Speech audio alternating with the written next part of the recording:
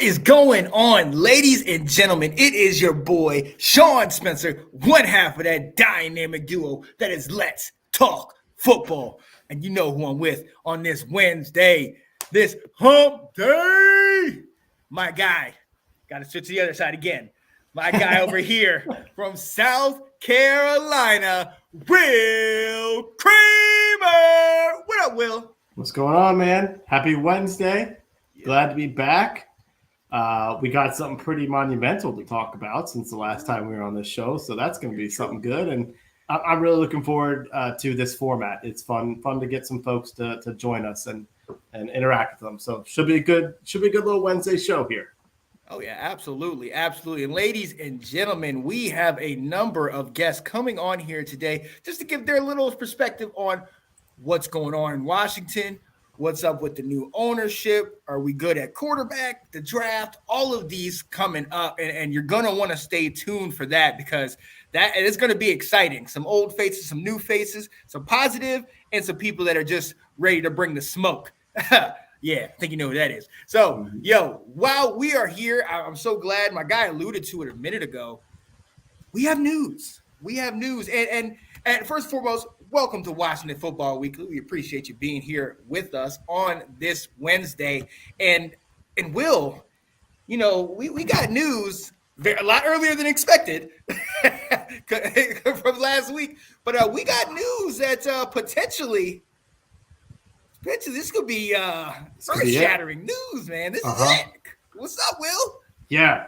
Well, I will admit, way wrong when you asked me about the sale information and when is it happening, and I said not for weeks because I really thought the NFL would want the draft to happen and then you could transition into some stuff. But yeah, announcement that it was like a whirlwind of Jeff Bezos has announced that it leaked that he's not bidding on the team, and then the very next day it's announced that Dan Snyder has accepted a bid, to sell the Washington Commanders.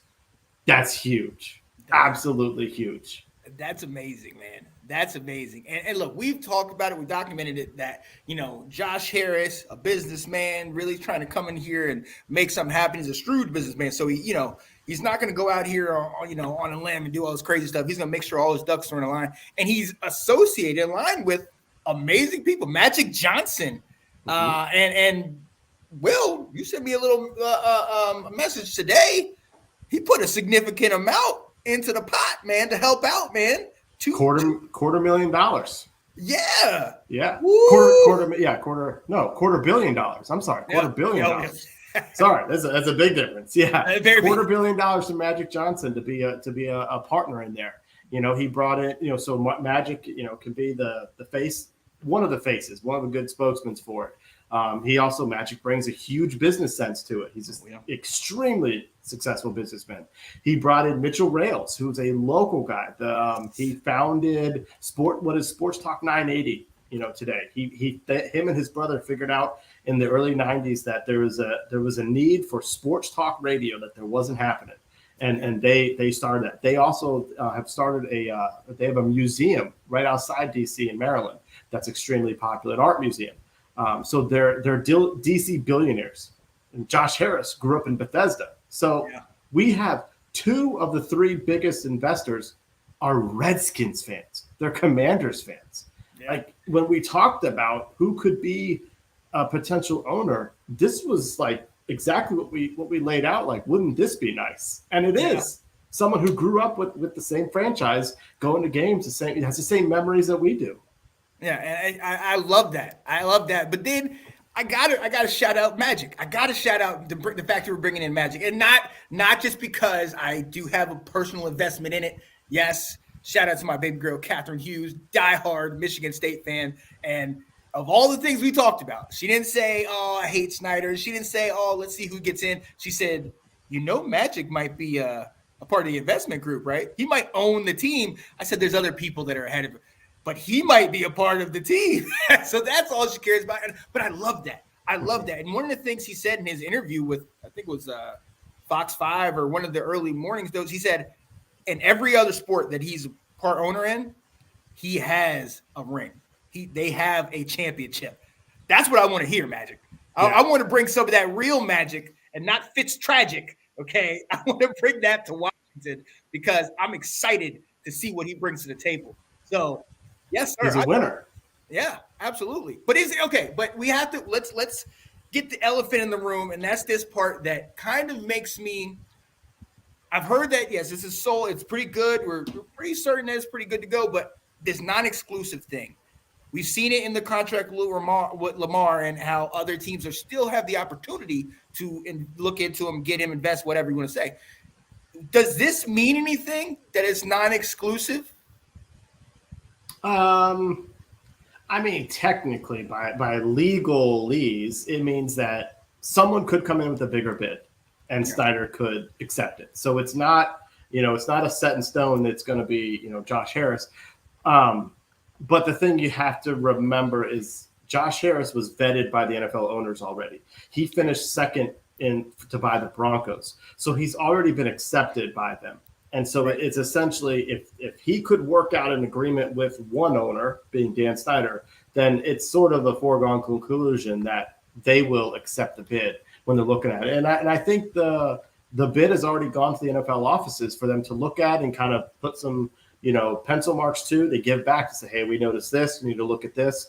So it still seems to be the final stages. Yeah. Could Jeff Bezos, if he wanted to, come in and say 6.5?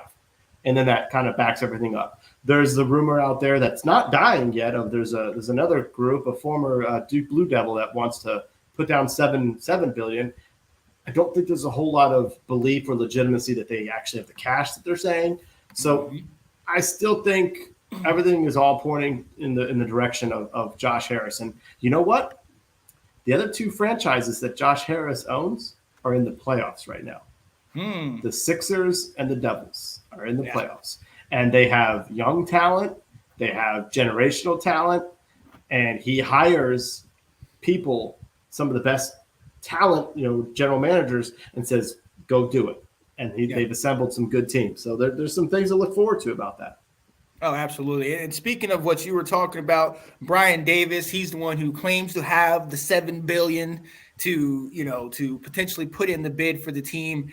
And I'm not going to put any weight in that. It's just another person coming out here is trying to say it. He was on, if I'm not mistaken, 106.7 The Fan today, talking about where his money comes from and, who it comes from and this and that. I'm not even going to give any light to it because I personally, from what we were saying, I don't think it's a possibility or it's going to happen. And we have a North Carolina quarterback. We don't need anybody in Duke in management. Okay, that's all I'm going to go with. Yeah. What were your thoughts? Like, I know I was too busy at work to respond because I ignored. I couldn't get to you for most of the day. But what were your thoughts when that news broke? Yeah, I honestly when I saw the original, you talk about the Josh Harris one, right? Yeah, the last Thursday. Yeah. Mm-hmm. Yeah, when I saw this, I mean, obviously, you being a Washington fan, the same here. We were getting bombarded with texts. I had people left and right that I hadn't talked to in months hit me up like, yo, is it happening? Could it really be happening? But I do think that Ben makes a good point. Watch this older thing drag up longer than it should. And that's why I asked the thing about the non-exclusive, because I'm excited and I'm ready, but I'm like, just get him out of here. Just get him out so we can start anew. Like, let's get this done before. And maybe you had mentioned before about this not happening until after the draft. Maybe this preliminary, news story came out, but really things won't get signed or dealt till after the draft. So, we don't know how long we're into it, but it's that feeling, Will. It's you're right at the finish line. You're right there. Mm-hmm. You can see it. You can see everything in front of you, but you still got to make it to that point. You know what I mean? And yes, everything out there says Dan's going to be gone and, the federal government's after him and, all this money. And then he moved out of his house, everything that we've been reporting on for the last several months. But at the same time, there is countless number of things that he's done in his tenure that we've all said, oh, man, this for sure will get him out of here. And he's still not out. So I just need to see him out the door. That's my perspective. I just need to see him out the door. I'm excited, but until we can have Josh Harris and that investment group come in-house and start really putting their fingerprint on stuff. Dan and his wife are still there, and I just need to separate us. We need to detach from him. Right. I think, it was like a combination of shock and like relief that, oh my gosh, this actually might be happening. But then, just like you said, is this really going to happen? So I'm with you. I'm more excited, I think, for the day that if they buy it, they get to have their press conference. I think that will be a bigger celebration day for me. Exactly. And I'm excited to see that day. Cannot wait. But look, ladies and gentlemen, like we alluded to earlier, we have guests. We have people that have thoughts. Some of them are similar to us. Some of them might not be similar to us, but they have thoughts and ideas on not only this particular situation, but also, the offseason, getting a new offensive coordinator, making it out that we're sticking with Sam Howell and bringing in some extra pieces. So we're going to bring him in. And ladies and gentlemen, you are very familiar with this guy.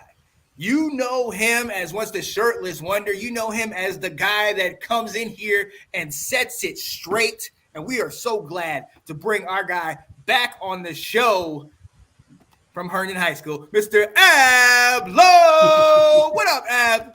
What's up, guys? Thanks for having me back, man. Yeah, man. We're excited for this. We're excited to hear what your thoughts are for the last couple months. I've been stumped, guys. I'm trying to tell you, I'm like a lot of moves. I'm like, what are they doing? But then there's a lot that I'm like, okay, I see you. Okay, I'm ready. Let's go. Yeah. Well, let's start off with what we were just talking about. Last Thursday, it came out that the non-exclusive deal with Josh Harris and the investment group, it was agreed to by Dan Snyder. What are your thoughts about that and any potential other person that might possibly be coming in at the last hour? Honestly, guys, I think I can speak for like everybody. And when I say this, we just want Dan gone. Honestly, they could pick someone off the street and think they could run this team better than Dan has the last 20-something years. So honestly, that's all I'm looking forward to. And I can't wait for this to happen. And I don't know if you guys noticed, but our team is like pretty much stopped making moves while this whole deal has been going through. Mm-hmm. So the sooner this deal gets done, the more we can probably jump back into free agency and try to reassure our team. Oh yeah. Oh, absolutely. Absolutely. Did y'all notice that at all, or? Yeah. I loved it. Good. I'll say we were really surprised that the paying extension happened. I know my internet's messing up again, so I'm like slightly delayed. But we were surprised the paying extension happened because of the fact that we didn't know if Snyder would be willing to pay him while going through these negotiations. So we were kind of like, well, yeah, they franchised him because that's all they could do. And he wasn't going to pay anybody money. But yet they did make a couple moves, and the fact that they signed Payne to a long-term deal, which means Snyder had to, well, at one point we thought he was going to have to pony up, and then the contract doesn't actually start until May, so they put some provision in there. But yeah, no, you're right. It made free agency just this like, what's going to happen, Yeah.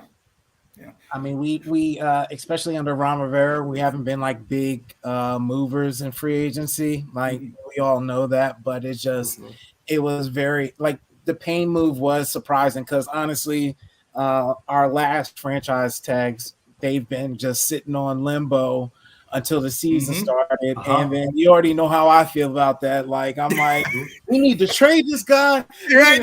Get him out. Get him out of here. Like, you're not going to sign him, so just trade him. So, right. It was like a shock to me that he got signed like a few days later or a week or so later after getting tagged. Like, that was just insane to me. So, that's good on their part. Like, hopefully that's moves towards what we can look forward to in the future. Oh yeah. Oh, absolutely. And we have getting that deal done, I thought was great. We're starting to solidify that D line. But then one of the other issues that we've had is our offensive line. Now we did trade Turner last year. We got him, and then we got Andrew Norwell, and that didn't pan out. However, this year we back in the market. We got Andrew Wiley. Just got off the Super Bowl with the Chiefs. got Nick Gates, who has injury issues, but is position flex, Will's favorite term. So what are your thoughts in that? And that's leading to something else. I think you know what it's leading to, but what are your thoughts on getting that line? So we don't make sexy moves in free agency, guys, especially under Ron Rivera. I know we all expected that. None of these moves are sexy moves, but honestly, it's a good thing. Like, you know what I'm saying? We can't really be too upset at it. Like, honestly, I just pray that these guys stay healthy and function somewhat efficiently. You know what I'm saying? Just be on the field, be available. You know what I'm saying? And honestly, I'll be happy with that. And just Will, you loved it. You love the flexibility. I love it too. And if we draft an offensive tackle or guard in the draft, that's extra flexibility on the offensive line. So honestly, small but good moves, guys. These are it's not sexy, but it's an okay. The free agency has been okay. Yeah, but you said it. I mean, they bring in a new offensive coordinator. One of the first signings they make is a former lineman that played with him. Like, duh, like you could see this coming a mile away, but it's good. And it wasn't that expensive of a signing, but it's also someone who's familiar with the system. So that's a no-brainer. Yeah. We can't, and honestly, we can't splurge too much because we commit almost about 25%, 20% of our this year's cap on our defensive line. So we need to literally be. It's getting a little expensive. Yeah. Well, hey, look, and I'm gonna go this way with it. So you mentioned D-line, and when you came on, you also mentioned that you ain't trying to hold on to people too long. Okay. I never do, guys. You already know that. If we ain't gonna sign them long term, get them out of here. Let's get at least the 3rd round pick for them. So we have had a conversation, Will and I, that we've kind of been iffy going back and forth about, and you are the perfect person to have this conversation because we were all here when he came. Right. And now it's getting to that point. Chase Young is who I'm talking about, where he's had the injury, and then obviously he didn't come back till late in the year. And we're coming up with the 5th-year option, and Ron Rivera said, we're not going to pick up his 5th-year option, this and that. Do we bite the bullet and trade ahead, or do we just keep him here? Because he's a fan favorite.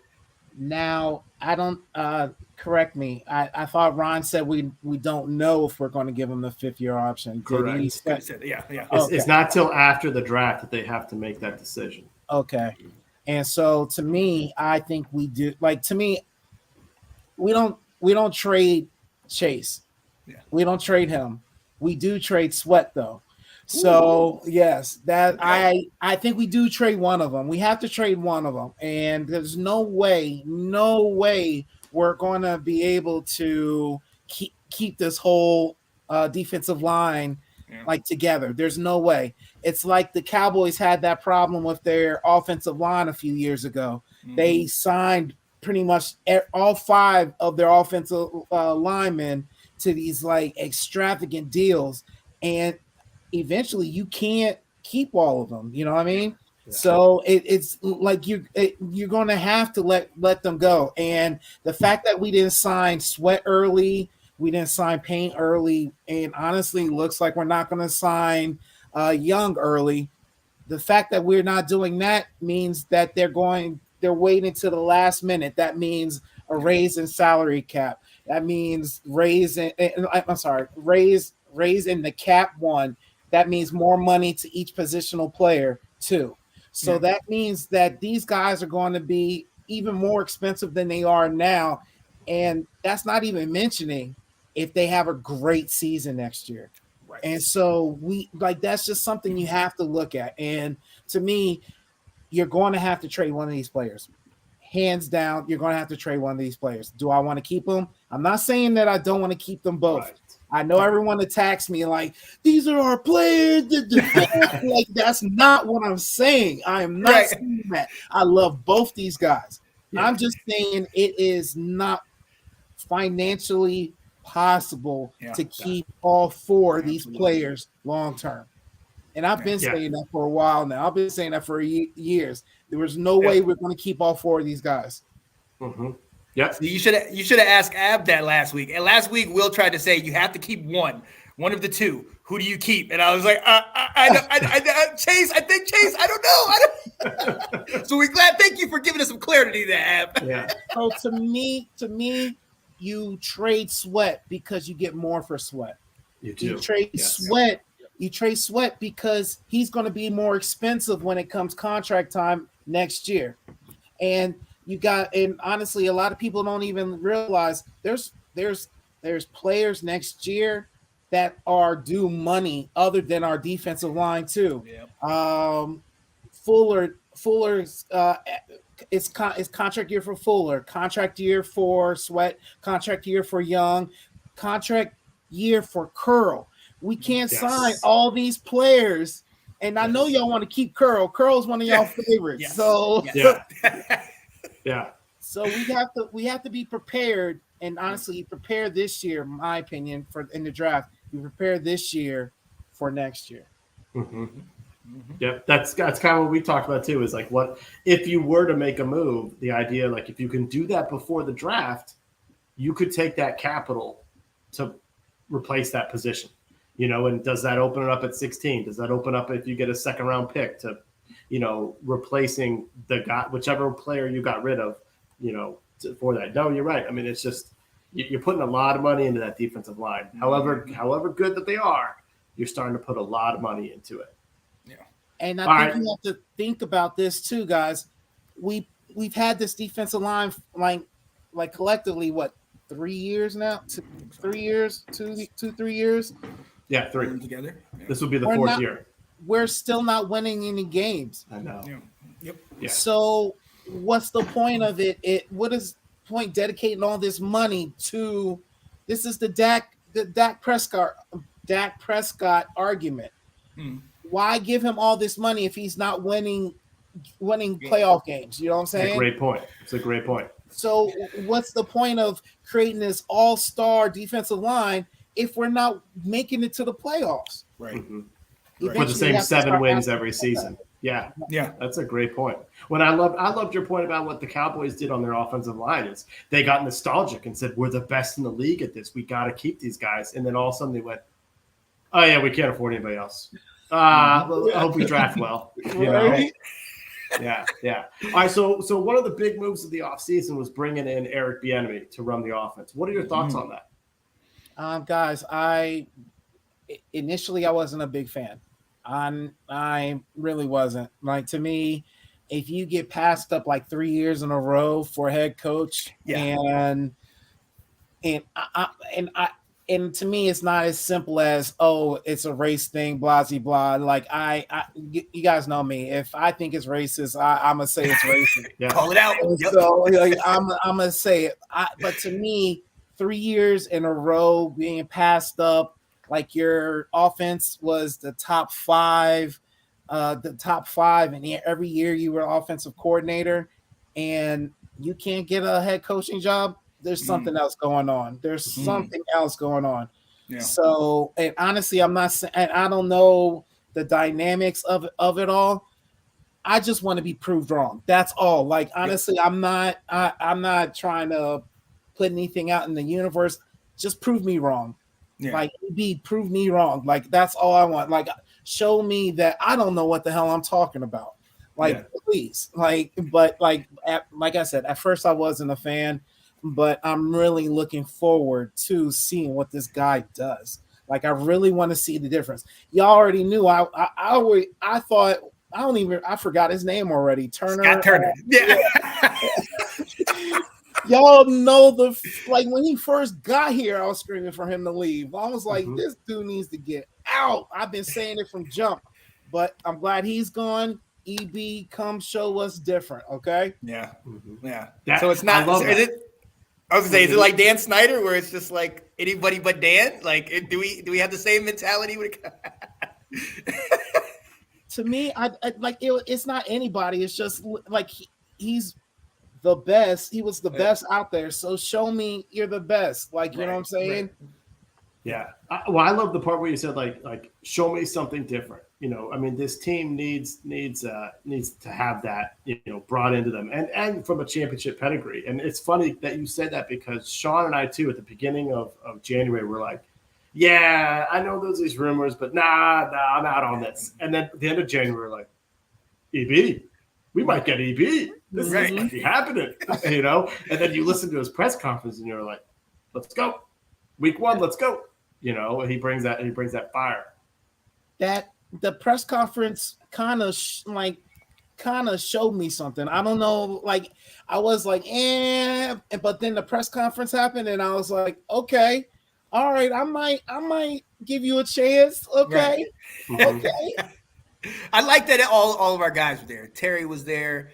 The future was there. I like the fact that they came and they were able to talk with him. And I mean, that just shows us something. But I think you're right. It's exciting to see, but there's got to be a reason why so many teams passed you up. And it's not like you're not having success.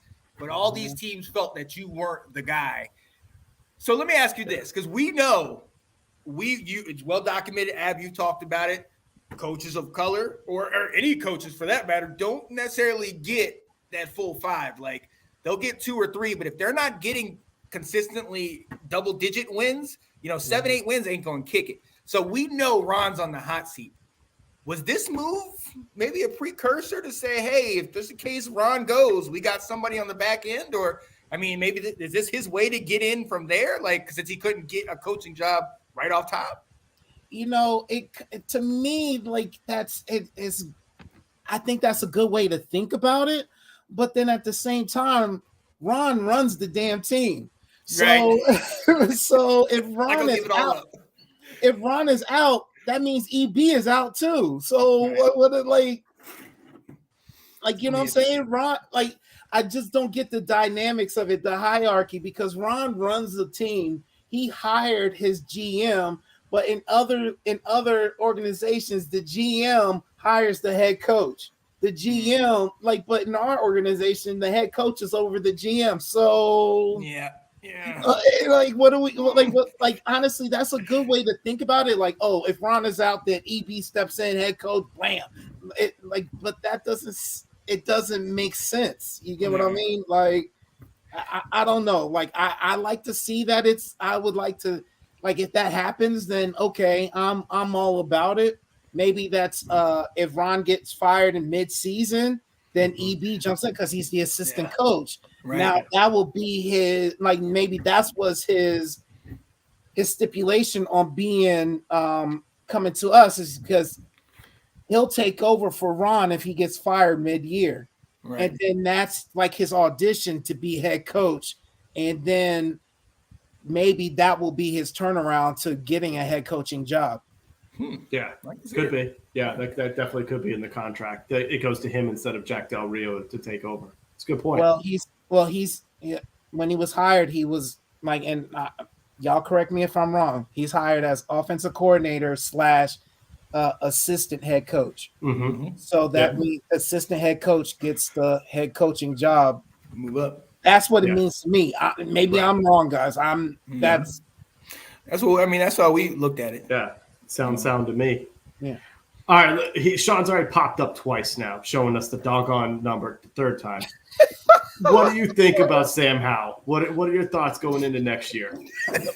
I mean, what did you guys say about Sam Howell? I already know what Sean thinks. I already know. Will, what is your thought? Coming after the Dallas game or before the Dallas game? Both. All right. Before the Dallas game, I said I thought his ceiling may be a career backup, spot starter type thing. From what I saw, some things that looked pretty good there. I think that's still kind of the mark. I think he can be a bottom half of the league starter. A 20 through 25 starter. I kind of saw it as, because he's got the combination of a strong arm, quick release, and some accuracy plus legs. I'm kind of like, is he going to be any worse than Heineke was for 2 years? I mean, if we can win 7 or 8 games with Taylor Heineke and that weak arm, I mean, we got to be able to at least do the same, right? So that's kind of where I'm at with him. So, I mean, I'm sort of like, why not run with him and see what he can do? Yeah. Exactly. I kind of think the same thing. His arm sold me when he threw that bomb like effortlessly to Terry, bro. And honestly, and his like I don't know if you guys look at it like this. We have 3 top wide receivers, but honestly, I'd argue that we might have 4. Who's your boy Sean? I forget his name. De'Ami Brown. De'Ami still Brown. There. He's still there, baby. He's still there, baby. I'd argue that if they can get that connection that they had in college, like that's one thing you can't teach is like that chemistry between wide receiver and quarterback. So if they are able to develop that, could you imagine 4 outs like just like you know what I'm saying like that? Come on, be dumb. That'd be so dumb, bro. Like who you covering? Who you doubling? Like that? Like, and let's not forget about Gibson out the backfield. You know, let's get Gibson in space. Let's go. Come on, bro. Yeah. Come on, man. Look, I'm gonna shock you guys. Hey, Will knows.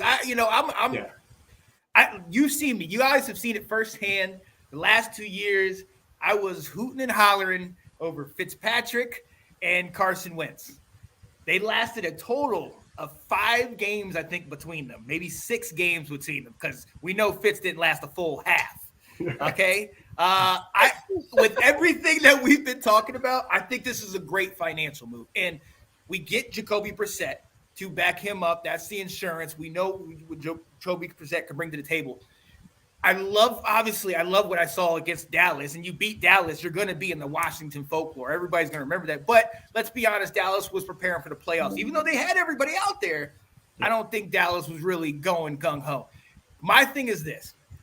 We have essentially a brand new quarterback, new OC, and look at the weapons. We got a 2-headed monster in the backfield. We got 3, potentially 4 wide receivers.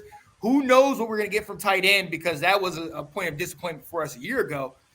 But, man, this is an opportunity where if it works well for us, perfect.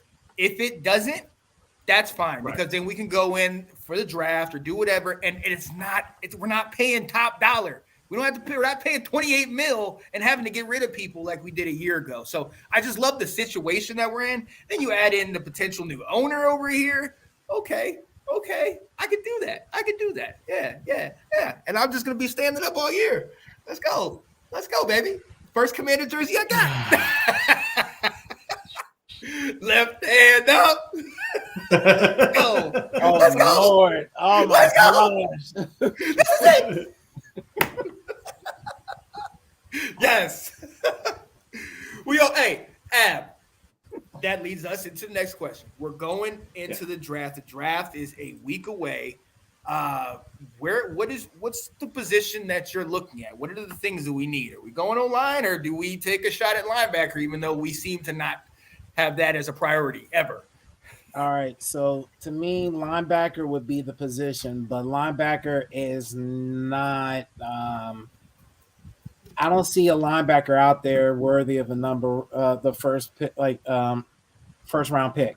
Right. For any team. Like top 32, I don't see it. I really don't.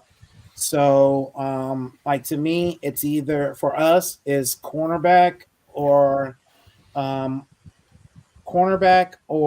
offensive tackle.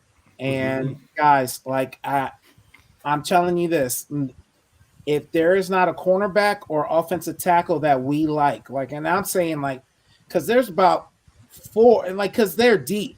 They're deep in the first round. Offensive tackle and cornerback are deep. If there's not a top 3 or 4 cornerback or offensive tackle at 16, I'm saying trade back. And honestly, even if there is, I say trade back. I'm to the point of that.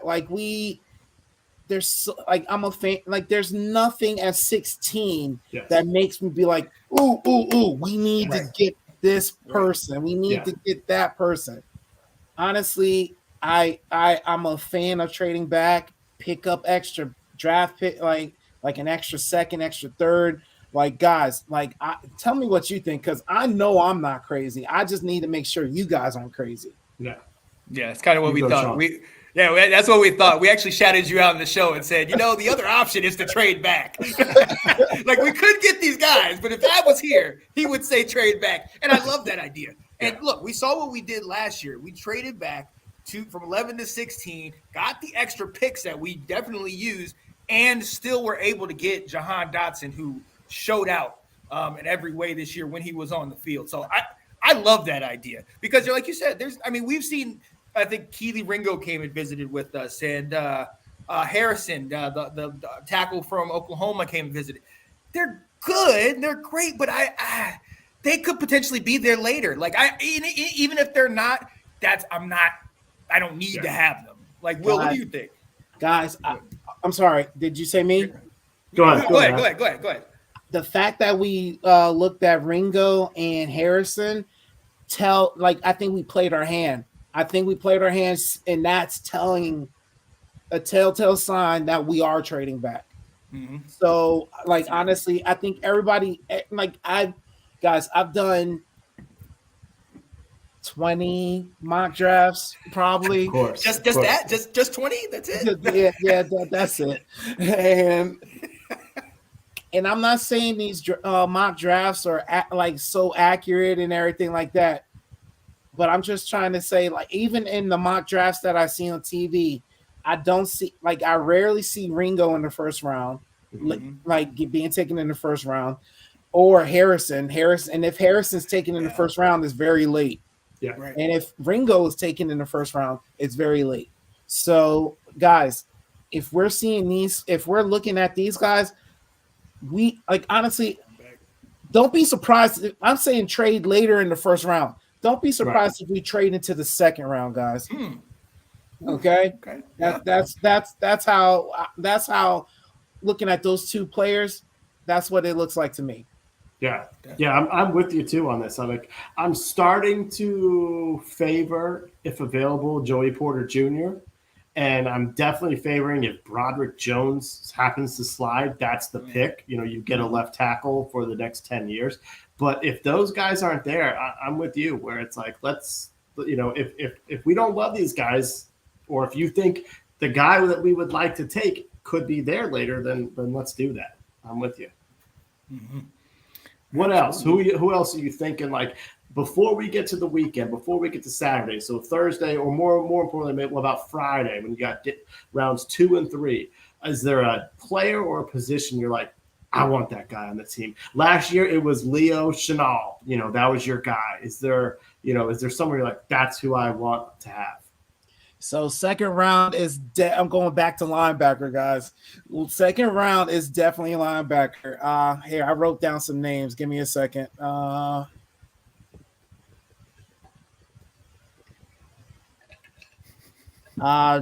Drew Sanders, Arkansas. I talked about him. Yeah, loves him. That's right. Jack. This is my hope. Honestly, we know Jamin Davis has not been up to par, even with his better second year. It's still not where we want him to be. In fact, correct me if I'm wrong, guys, he was still not in even the position we drafted him for. He was we wanted him at Mike, and he was at weak side. Mm-hmm. And so I'm hoping that he goes back to Mike. You know what I'm saying? That way we can get a legitimate weak side, and especially since we don't have Cole Holcomb holding his hand anymore. So we need Jamin Davis to take the reins and be that leader, to be the quarterback of the defense. And honestly, we need to get a weak linebacker, rookie, and Jack Campbell from Iowa, or is it Dayon Henley? Yeah. From Washington State. Yeah. This guy. I'm trying to tell you guys, like these three right here, second round, like that right there is second round, and that's what I want. That's like I think it would be a great draft if we pick up one of these three. Oh yeah, we need to because we didn't do it last year. There's a lot of guys that we looked at. You talk about Chanel, and then Troy Anderson. There's a lot of guys that were like, come on, we could just one of these guys. Nothing. Chad Muma. Ab was a big Chad Muma fan. We didn't go after any of them. No. Nothing, guys. Nothing. And every fan, and not just us, any of the fan sites when the draft is over, it's like, we didn't get a linebacker. What are we doing? The weakest position on our team, and we didn't address it at all. Right. Yo, so real quick, before we let you go, since we have been, I'm just gonna keep rising because I feel like that's what's happening this year. We are rising to the top. We have a rookie. We talked about him. We have Jacoby that can come in as number 2. After that, it's a drop off. We have a Jake Fromm. Sorry, Anthony, I know you're watching, but this guy is not the NFL dude. He's not working. Do we look 5th, 6th, 7th round for a potential quarterback if they're still there, or do we straight focus defense? Do we go earlier? Would you go earlier? Oh yeah. I don't think there's anyone other than Tanner McKee or something like that, and Hendon Hooker. Yeah. Other than those guys, I wouldn't waste. I wouldn't even waste a pick on them unless if that's like the best player available, like in the 5th round or something like that. Okay, maybe. Yeah. But I don't see that happening, guys. I really don't. Everybody else, other than the top 4 and the 2 that I just mentioned, are not worthy of a draft pick. You can pick these guys up, undrafted free agent. Mm-hmm. I'm worried about the message it would send to Sam Howell if you draft someone higher than you drafted him. That's it's a bad look. And honestly, like I know if people say starting quarterbacks aren't worried about that stuff, but if it's your first year, bro, you are. Yeah. They are. They are. We just had a quarterback in Carson Wentz, and we saw what the Eagles did, and they just paid the guy that they replaced him with. So it definitely gets in your head. But I'd like to think that my guy from North Carolina has moxie, and he's ready for all comers. Let's go, baby. My year is next. Play it again. Stand up, left hand up. Who are we? Oh, jeez. Oh, the whack is so. Time is now. The time is now. So let's go. Let's go. Yo, it's always an honor and a pleasure when we get to get you on here talking Washington. One of the few fans that actually will dive into it and actually tell it like it is. Yo, we appreciate you, man. Hey, you got anything going on anytime? Like, what's going on with you recently? We want to let the people know how you've been. Guys, thanks for having me. Honestly, I really appreciate you guys. This has been a pleasure. Definitely bright spot. Sean, I'm just still grinding out here, bro. I work hard. Take care of my babies. They stay fed. You know what I'm saying? So they fed and happy and healthy. That's all that matters to me, man. Yes. Awesome. You just make sure you procure me a signature when you go to the game next year. Oh, man. Oh, man, that's going to be worth something. We'll see. We'll see.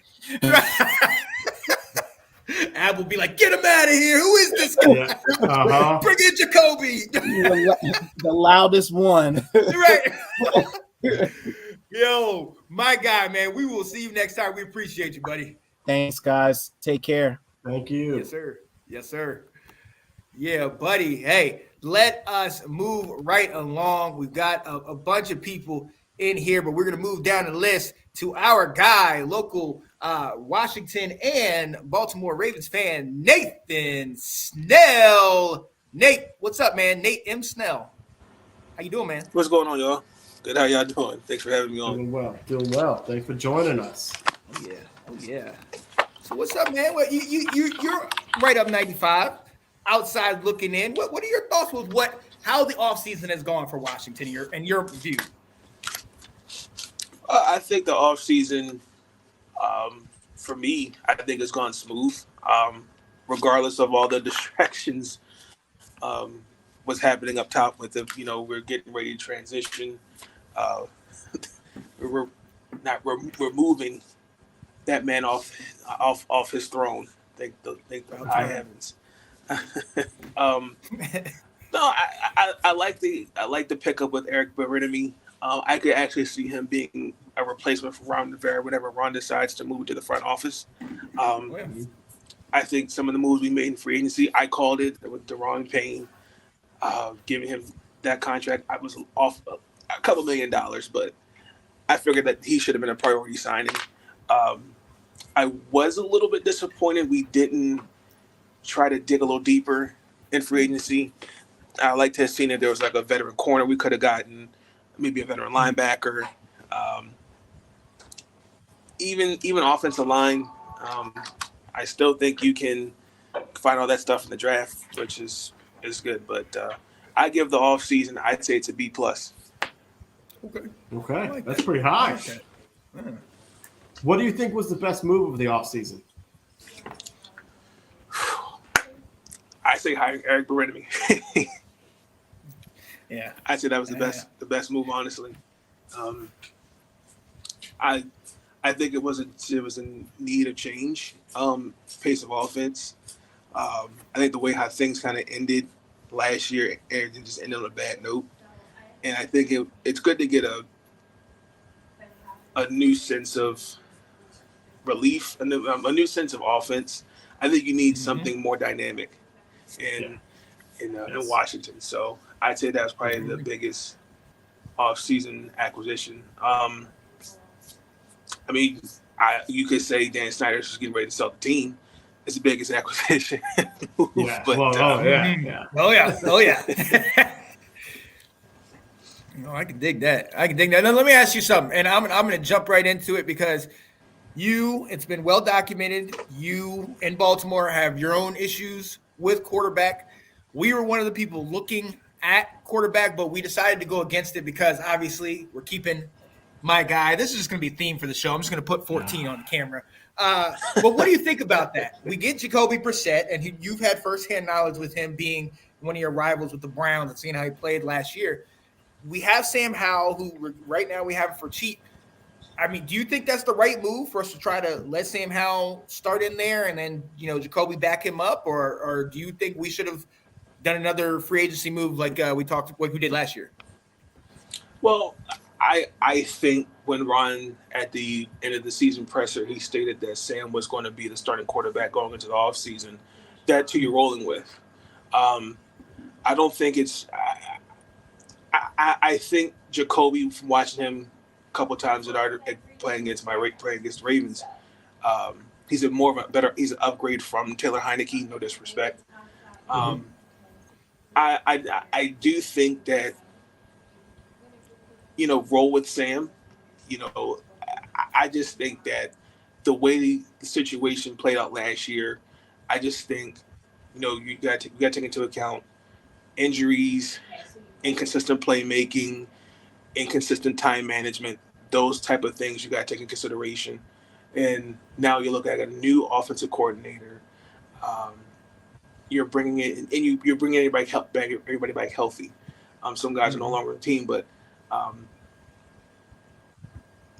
I think you should have a veteran behind Sam. That's how I see it. Yeah. Okay. I like that. Good deal. All right, man. Well, we got the draft coming up here in 8 days. It's surprising to think that the offseason continues to roll quickly, and here it is. So what do you think Washington should be doing in this draft? Like, what are some of the positions that you think they need to be addressing? And do you have, thoughts about, first round? What would you do? Well, I wrote a couple positions here. I wrote 5 down. Okay. I wrote offensive line, guard, tackle. I'll even put center there. tight end, linebacker, corner, and safety. Yeah. Mm-hmm. Yeah. I agree with all that. Yeah. So how would you address it then? Well, for me, I'm a little different from Ab. I've only done 3 mock drafts, so I'm 17 mock drafts less than him. So, no, on the first one, I had Washington taking Christian Gonzalez, the corner. Yeah. I had him that there. No, I can't remember him in the first one. In the second, I value offensive line, especially behind particularly behind a young guy like Sam Howell. So I went with Darnold Jones, if he's there, but I know that may be a reach. Right, it would be. Yeah, at 16. Yeah. I was even thinking about that. There's a tight end. He's in the Pac-12. I can't think of his name, but I know he plays. I know he plays for Utah, I think. Oh, you're talking about not Musgrave. You're talking about what's that guy's name? Dalton something. Dalton Kincaid. Oh, Kincaid. Yep. That's who it is. Yes, I feel like that. Yeah. that I feel like that. I don't know. That could be a reach. I mean, you can really take anything that's there, anything that's best available. But I really think if you're Washington, I agree with that. If you try to see if you can trade back on getting extra picks, even if you can move down, even potentially move up. That's going to be that. Because most of the guys I had like the first 2 mock drafts were offensive linemen. Well, there was a corner, offensive lineman, and then like all the I can't remember who I put in the third mock draft. I think I put a linebacker. I don't have my mock draft in front of me, but I know that's okay. It's the linebacker. Sure. That I have in the third one. What about? Let's talk about day 2. All right. Second round pick, third round pick. Who are there guys there that you kind of are like pegging? Like this could be when you could go get this guy. This could be when you could go get this position. Do you have an idea about what you would like to target then? I could potentially see them targeting a corner or an edge, even a linebacker there. I could potentially see that. I don't know any players on top of my head, but those are positions I can see Washington attacking. I see it being a mixture. I don't see it being strictly all defense in this draft. I think, right. I think, like I said, I don't think quarterback. I don't think that should be a priority.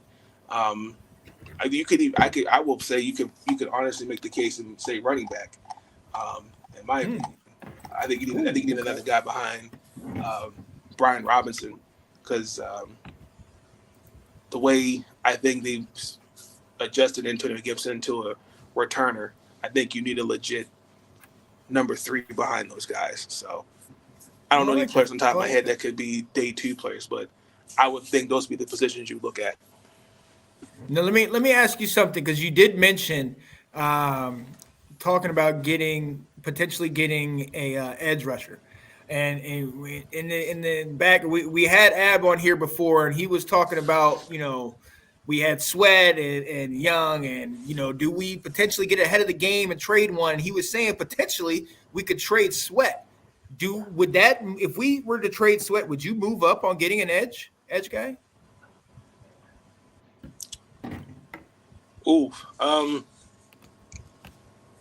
well, I'm gonna disagree with that. I'm gonna say no, because I think everything would predicate on the health of Chase Young, number 1, and what is Montez's draft value?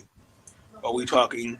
What's our asking price? We getting like a second and a fifth, a third and a fifth, 2 4th-round picks. You know what I'm saying? Yeah. I gotta know what the value is I'm getting for, I think, a high caliber edge rusher like Montez. So I'm not going to. Are what you just mentioned worth it? Would you trade Montez for a second and a fifth or a third and a fifth?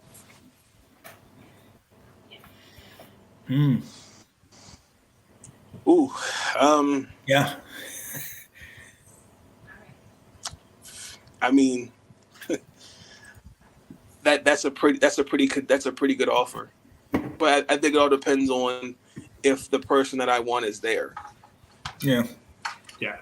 And we're looking at that potential draft pick being he needs at least a good 2 years to develop. So I hate to sacrifice one side of the line with a young guy, and then the other guy, we don't know what he's going to look like going into this season yet. Exactly. So yeah, I understand that for sure. Now, hey, so we're talking also the draft, but a lot of for the draft, a lot of the things that we were kind of holding back on, and we weren't really thinking anything about it, was because the elephant in the room, which was obviously the Dan Snyder situation. Now we see that there's a bid out there, 6.5 million or billion. And it's not exclusive. I mean, firsthand about non-exclusive. Like, how do you feel now with that we basically pretty much on, Dan's on the way out, even though he's not going yet.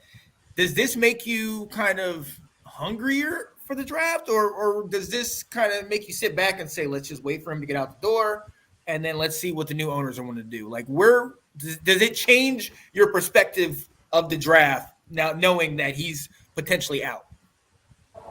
No, it doesn't change my perspective on the draft, because you still got to get the job done. Our goal is to go out there and compete for a championship, regardless if that man is. You too, thank you, appreciate it. Regardless of that man, if he's still in position or not, I'm going to go out there and put together the best team that I can. So I believe Ron, Eric, and those guys have the best. I think they know what they're going to draft. I think they have the strategy.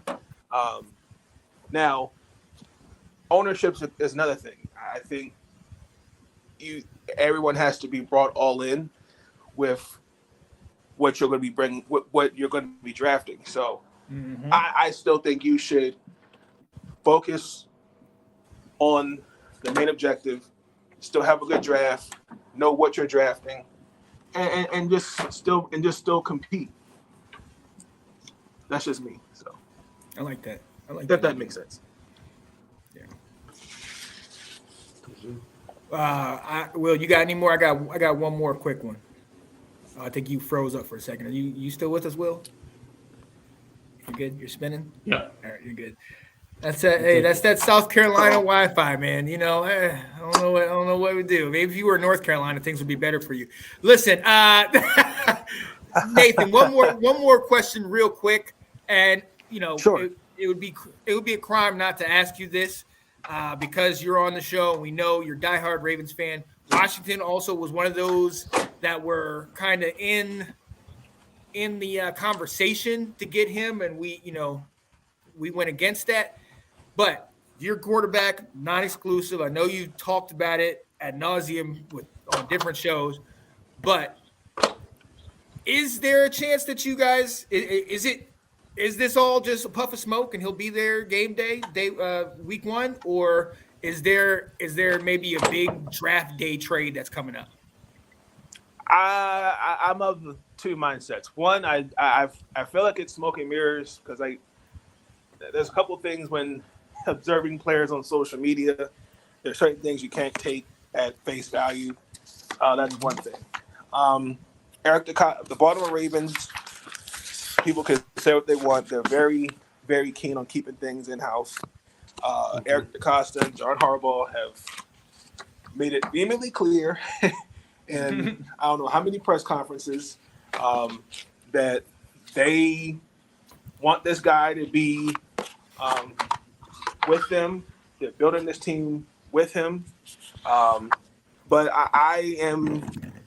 I'm my patience is to the point where it's really starting to thin, because I just watched a guy going further up north, I-95, practically get the goddamn contract. Yeah.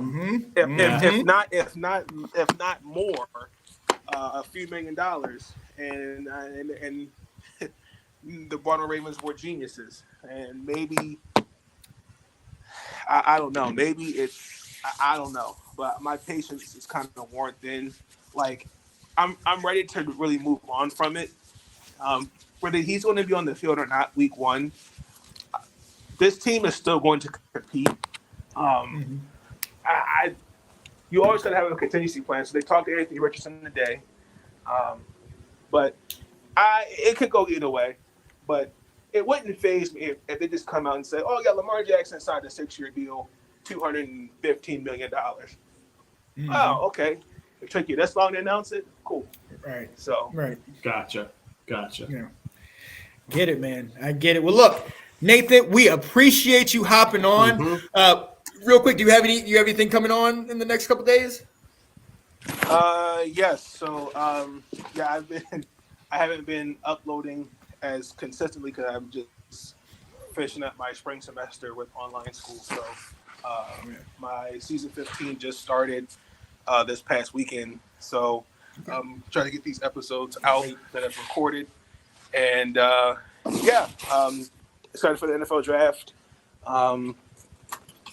Baseball's moving right along, so you're going to see content come out in the next couple days. I can dig it. Sounds good. Sounds good. Hey, appreciate you, Nathan Snell. Definitely come back and join us sometime, my friend. I appreciate it. Thank you, guys.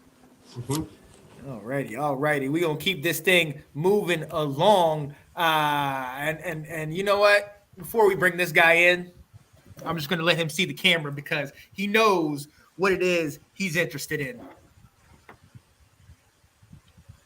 What's up, Nick? Oh, yeah. What's up, baby? Good evening. What's up? Good evening, Will. How are you? Hey, Nick. Long time, man. Yeah, it's been a little while. I see Mr. Obnoxious is still here, so that's nice. Wow. There you go. Let's go, Nick. That's right. You wanted to bring me on your show. Now you're going to get it. There you go.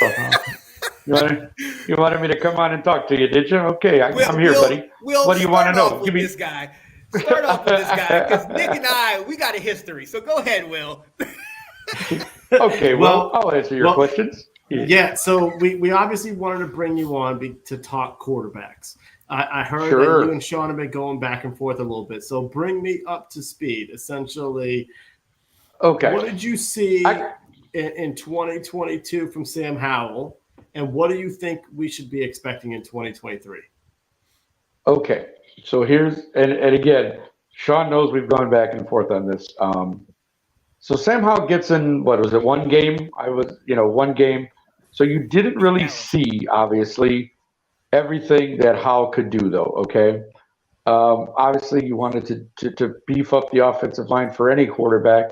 So re-signing Andrew Wiley and getting Scott in there was probably good for you guys on the offensive line part. You could probably pick up another tackle, I guess, in the draft at some point, right? You got the first 3 picks, you're in the top 100. I mean, you got 16, 47, and 97. So you could probably, with that 97th pick, get a nice, one of those Big Ten offensive linemen who's like 6'6" and weighs 300 pounds that the Big Ten always produces every year. So you probably still could do that. But as far as the quarterback goes, honestly, and this is the battle Sean and I have been having, because obviously Sean is a Sam Howell guy from his days in Carolina.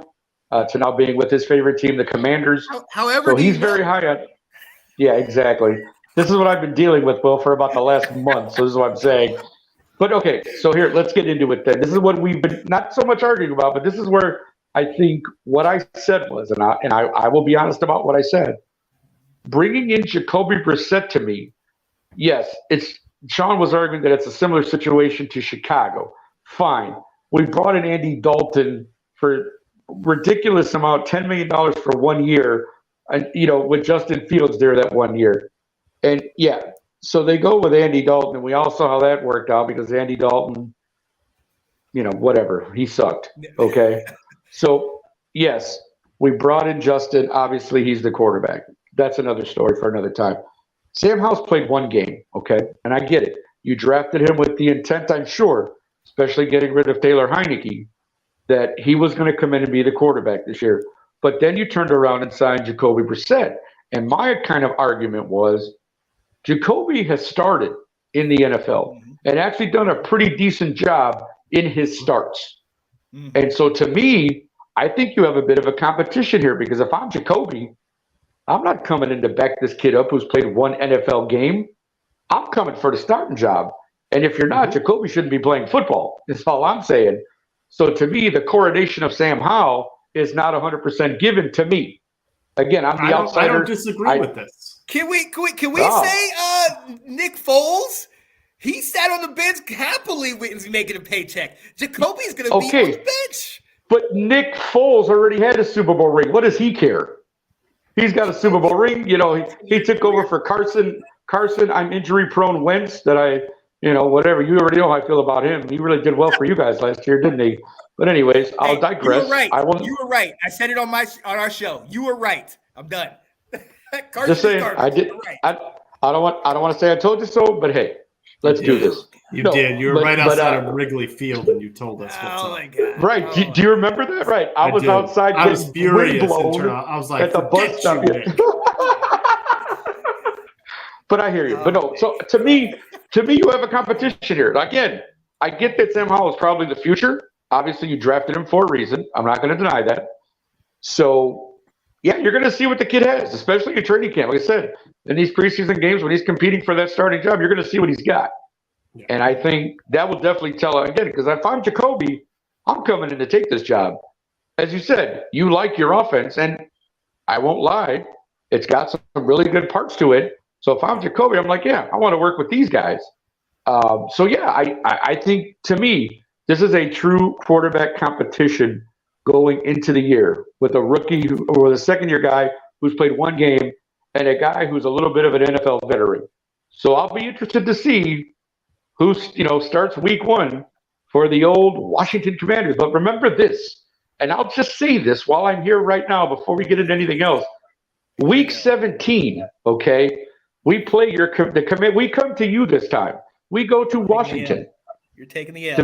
No, we're not taking the L this year, my friend. Yes, they have. It's week 17. I saw it. We played Washington on the road, and it looked like it was week 17 when I looked at the dates are to be announced, but it looked like that was the last game on their schedule because they had everything listed. So if that's not the order, then somebody was just playing around. But when I looked at Washington's, I'm just saying, when I looked at Washington's opponents, we were listed last on that list, and it's a home game for you guys. I mean, it doesn't matter what week it is. We're going to beat you anyways. But my point was, 12 to 7. This is last year. I don't brag about he's held that. on. You know what? He's held on to that longer than he held on to his teddy bear when he was 5, sleeping, with his big brother or something. I don't want to hear all that. Like, just don't even give me. He holds on. Yeah, Sean holds on to. Remember the whole Tom Brady trophy throwing thing that he held on to for like 2 years? He still talks about that. So I mean, exactly. Oh, wow. Yes. See what I mean? I don't disagree with you about the competition part, and I think that it's important because it's important that Sam Howell wins the job. Yes, correct. Because he is up against someone who has started in the league, who has won occasionally in this league and has experience. And so winning the job is most important for Sam Howell. And I think they're going to give him every opportunity to win it. And ultimately, I think he will come ahead. But Ron doesn't have time to say, I'm going to develop this quarterback and go 4-13, because he won't be back if that's the case. So he has to win. Right. And if Jacoby comes in at the training camp, I don't think we got to worry about July, but come mid-August, if Jacoby is playing ready, is playing better, then, you may see a shift where they just say, he won it. We got to go with it because we need to win starting in week 1. Mm-hmm. And that's the thing. And I think, like you said, you pointed it out, because we all know Rivera is probably on a short leash now, given how many years he's been there and what's happened. So the fact that Eric Bienemy was signed kind of makes you think, is Eric being groomed for a head coaching position in the old Washington Commander, world there? So, I mean, I think it is very important for Ron to win. And as you said, kind of win now. Yeah. Because he's got a little bit of a hot seat there, Mr. Rivera. So yeah, we'll see. Again, it'll be an interesting thing. Like it really will. I certainly will be watching. You guys are in the NFC, so I will be watching and I will be looking. And yeah, I'm so glad we get to play you guys. I'm so glad. Gonna watch that loss. Yeah. Okay. Yeah, sure, dude. So all right, let's switch this around. Let's switch this around because you and I have been arguing back and forth, but we're both logical football fans, even besides our teams. And where I meant that we were like you guys was Sam is coming in this year with now a new offensive coordinator and potentially a new owner. So things are going to change, but hopefully in the culture.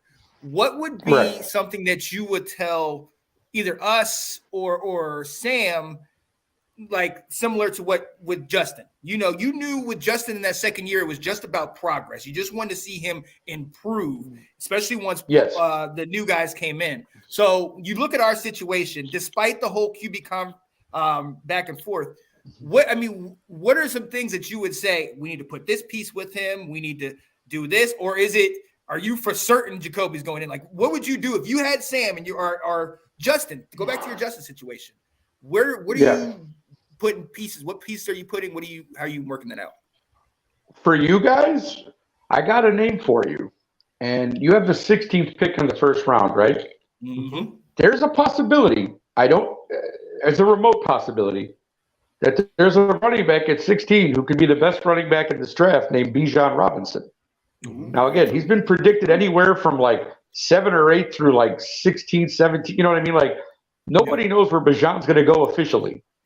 But I got to think, I know running back isn't the top priority, but I got to imagine if you're looking at a generational talent like Bijan Robinson and he's sitting there at 16, why do you not take him?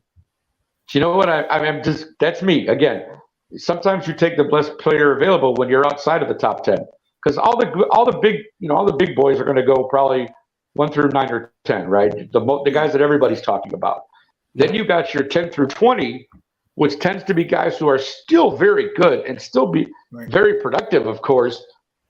But that's when general managers start looking at, well, who's the best guy available for me? Like, I know what my needs are. We still have picks in the 2nd, 3rd, 4th. Can I get the best talent I can get at this 16th pick? And there's just a possibility that Bijan is there at 16.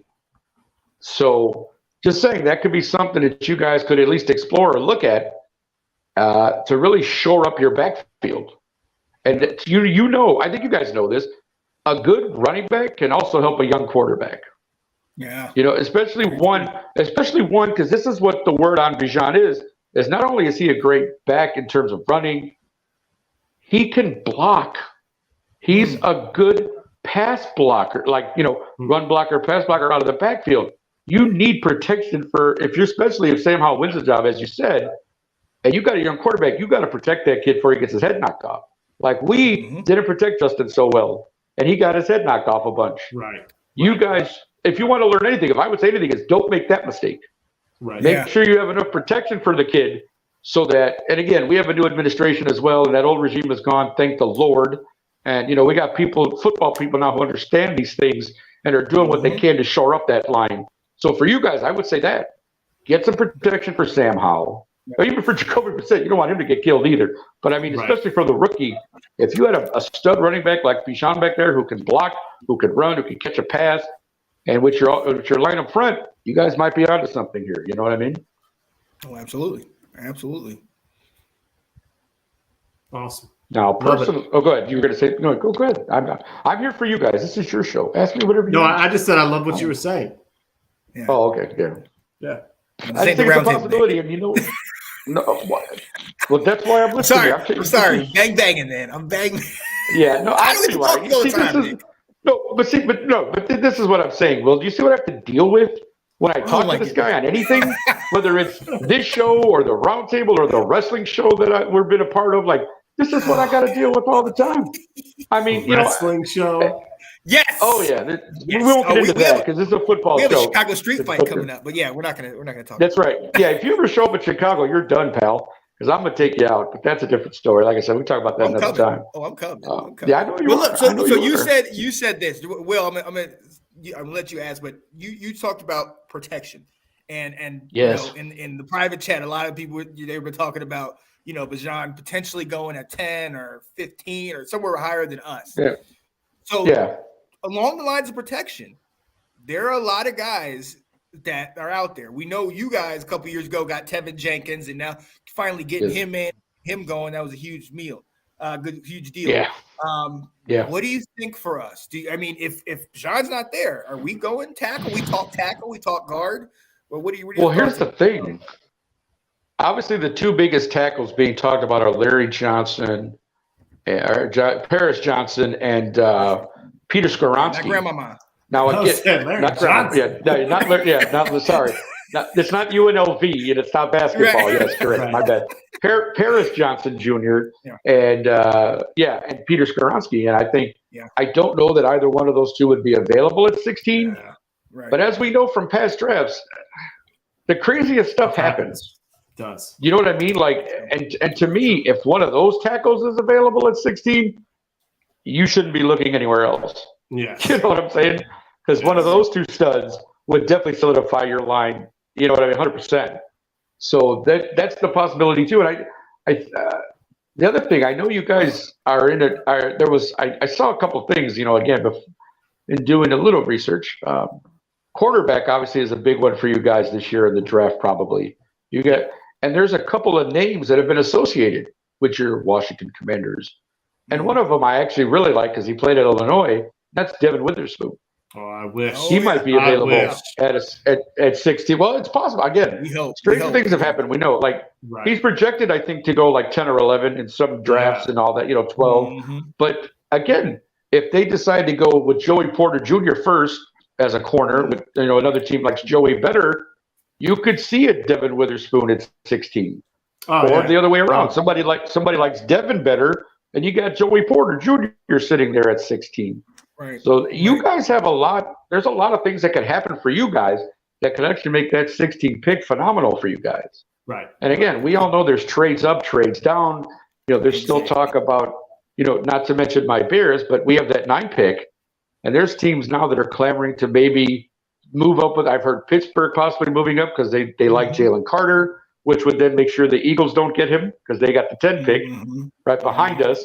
So there's all kind of things that could still happen in this draft, people wanting to move up. I was intrigued by something Nate said, so if I could real quickly talk about that. Oh, yeah. He said if you traded Montez Sweat, you should get at least a second and a fourth round, right? Like somebody was saying that, or second, fifth round. Will, I think you mentioned it, right? Second, fourth round, whatever. Wouldn't it be great if my Chicago Bears thought, I would like a Montez Sweat on that defensive line because we need a couple of pieces there. Oh, yeah. And what if we offered said Washington Redskins a second and fourth round pick for Mr. Sweat? It takes care of one of our needs because we have multiple picks. We still have like 8 or 9 picks in this draft outside of that. Stranger things have happened. But again, when I heard that, I'm like, my radar went up. Like, I think I would take a Montez Sweat for these Chicago Bears. That wouldn't be bad. I know. Yeah. So again, there's all sorts of things and all combinations. That's the greatest thing I think about the draft. That's one of the things that makes it so fun to watch. Is because you really don't know. A lot of times, out of knowing who the first or second pick is going to be, after that you're kind of going, let's see what happens. What are they going to do? What's this? What's that?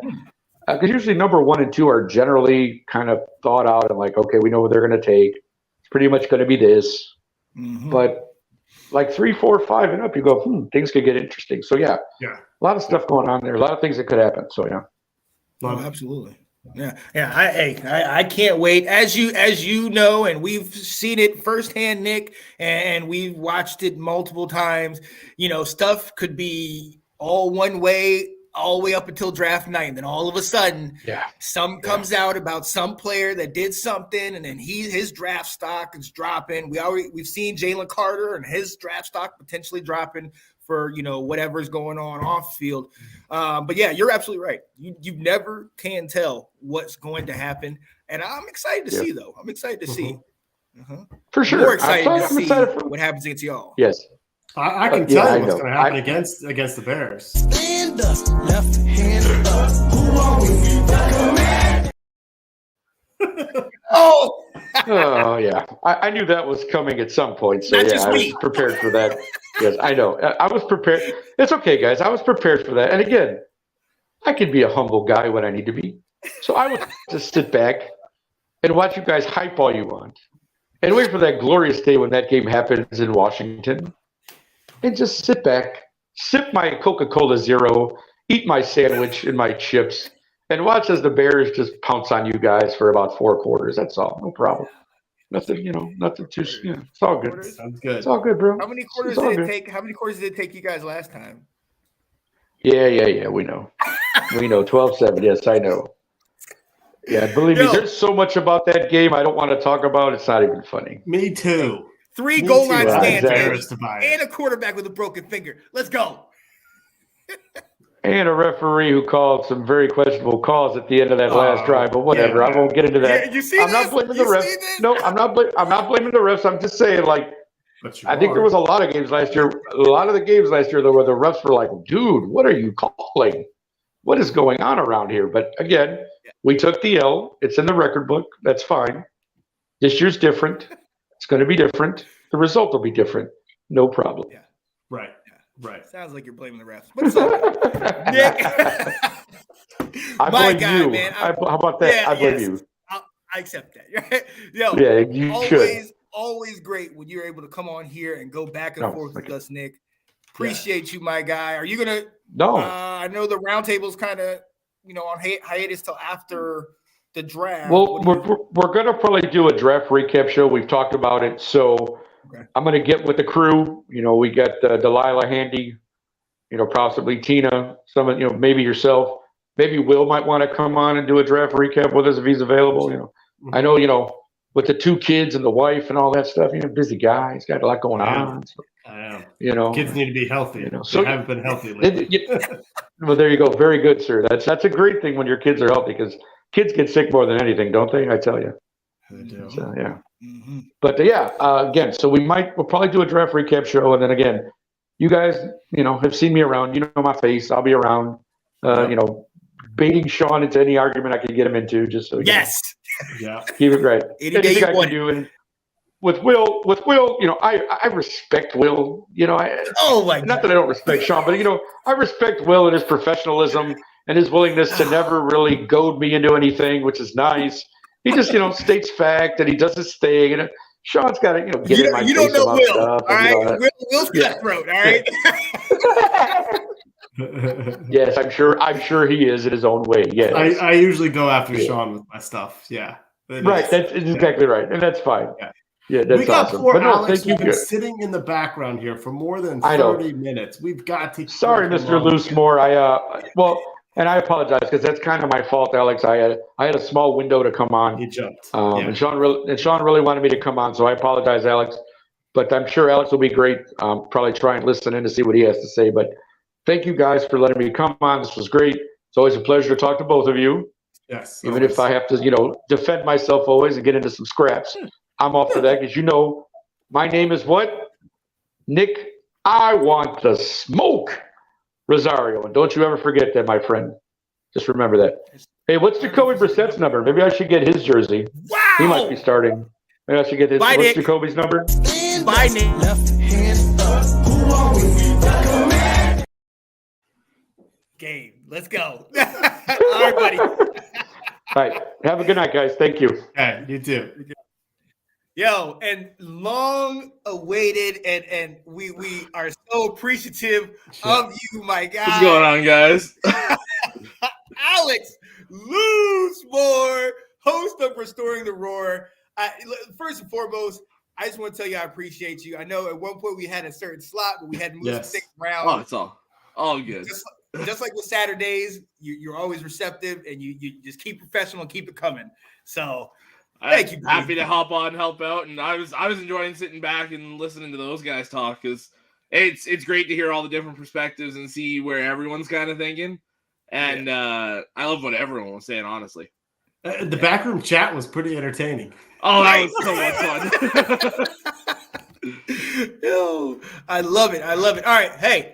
You know why we're here. We're talking about Washington. You're on the outside looking in.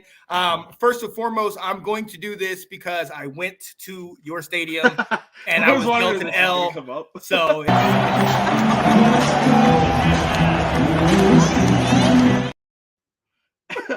and you see that guy that's right next to me. After the video cuts off, he puts his hand on my back and he's like, "It's gonna be okay. We understand what you're going through, man. It's all right."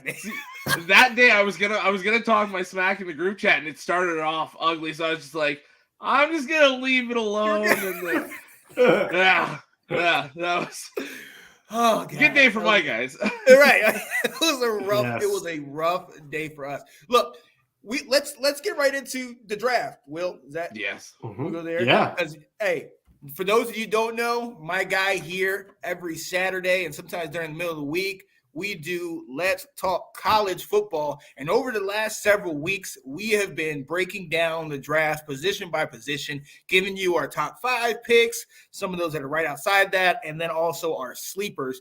And it's been an honor, my guy, to definitely work with you to get down with that. But right off top, 16th pick, we've heard people say they would trade back. We've heard different trade potentially offers. I saw what you said in the group in the back chat with why not with that one? And Sweat and a 16th pick to go up to 9 to get Paris. What do you think, if you're the GM, what do you think Washington should do? And what would help us the most? So, I mean, Sean, from our conversations, I'm a big offensive and defensive line guy. I love the trenches. And for me, I love what you guys have done this offseason to start off. Like, Andrew Wiley gives you that versatility. He can play guard or tackle. So just kind of based on how you guys attack the draft, he starts either spot. If one of those left tackles is there, or if you trade up for one of them, I think it's an absolute no-brainer. Yeah. Skronsky, Paris Johnson, I would even say Darnell Wright. From Tennessee. He's a guy that's flying up the boards. He might not even be there by the time you guys pick. And there's talks of him being the first tackle off the board. Whoa. So it's when you get to this point, it's all based on scheme fits. So makes sense. For example, like for Chicago with Nick, they run a lot of that outside zone. Paris Johnson's going to fit in perfectly there. There's just certain schemes some of these guys fit better in. But Darnell Wright would be awesome for you guys. And Charles Leno isn't a bad left tackle by any means, but you can definitely do some upgrading there. Yes. Wait, Alex. But if we kept him, we would be fine, right? I mean, he was the NFL Man of the Year for Washington. Yeah, I was like, okay. I don't mind. Yes.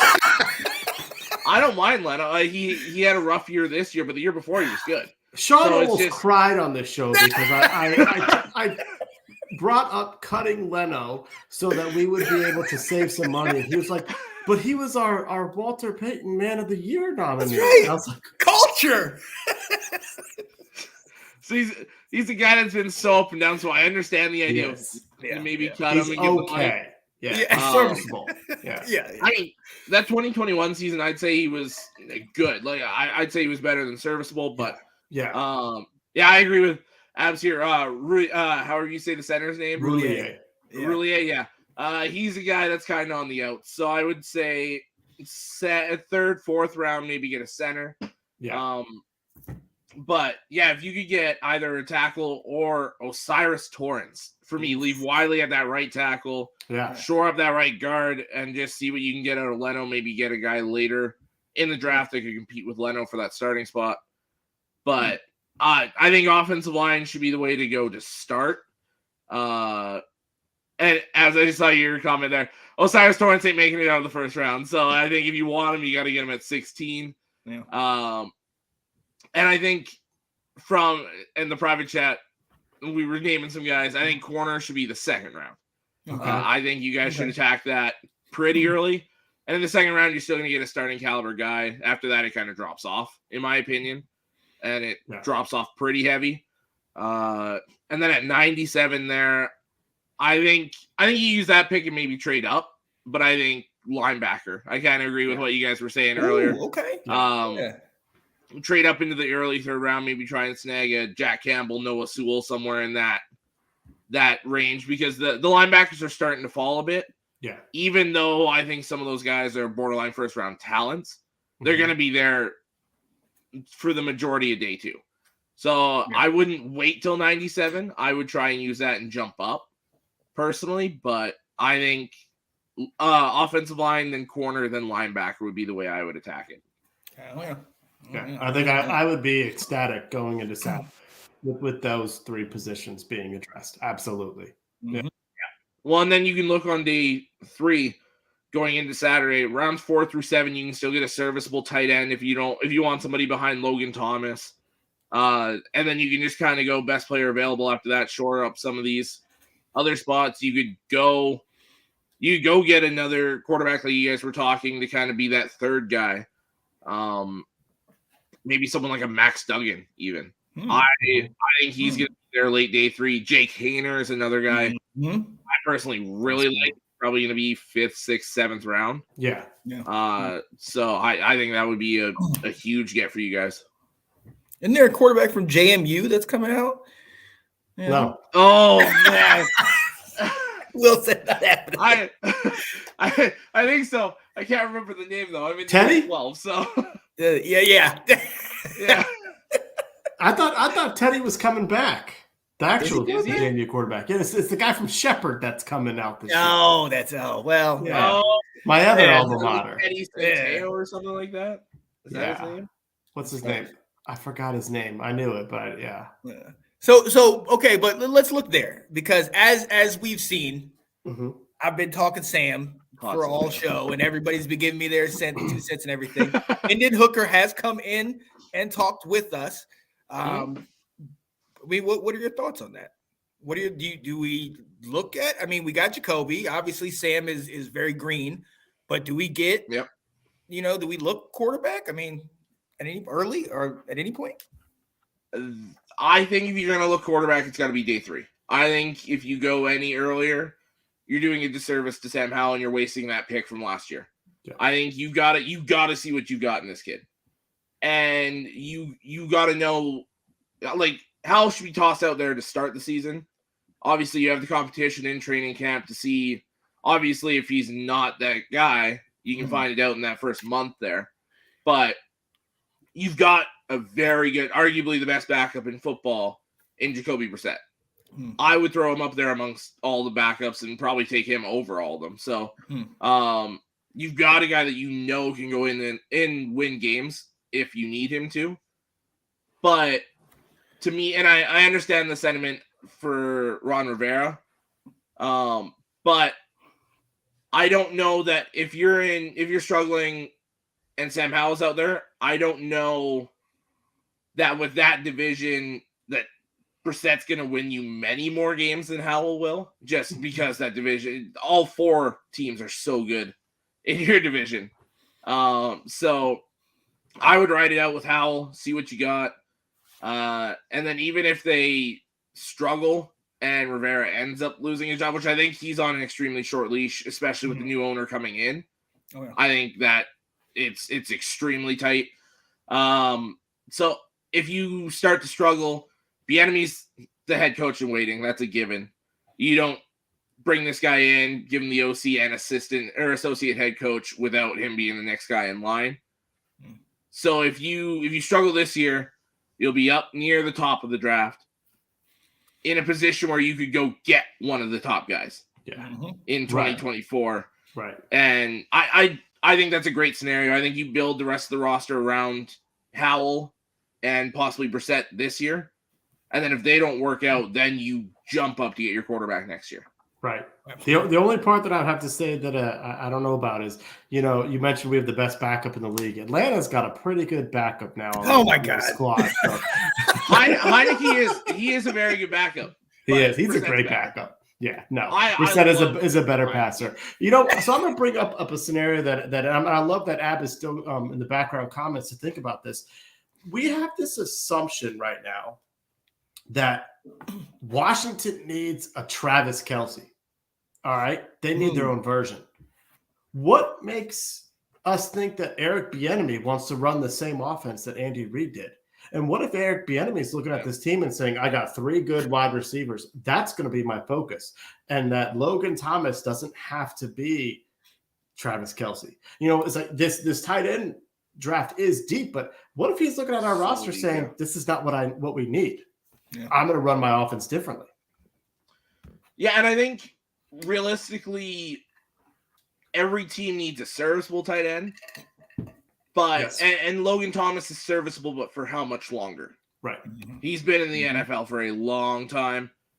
And I think I would almost say you guys need a better blocking tight end first. Yes. So I would say if you're looking day 3, and it's not just because I'm a Michigan guy, Luke Schoonmaker makes a ton of sense. Yeah, yes. Right. He's round 4, round 5, round 6, somewhere in there.